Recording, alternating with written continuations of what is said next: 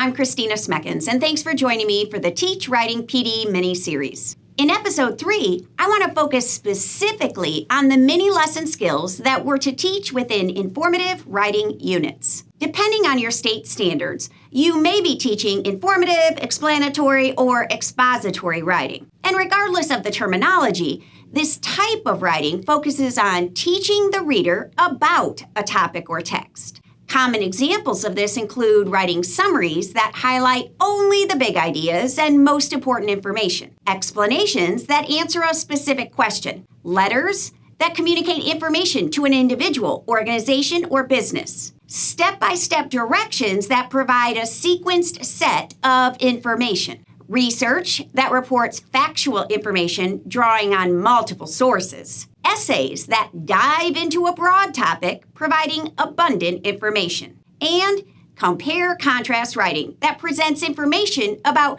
two or more topics or texts.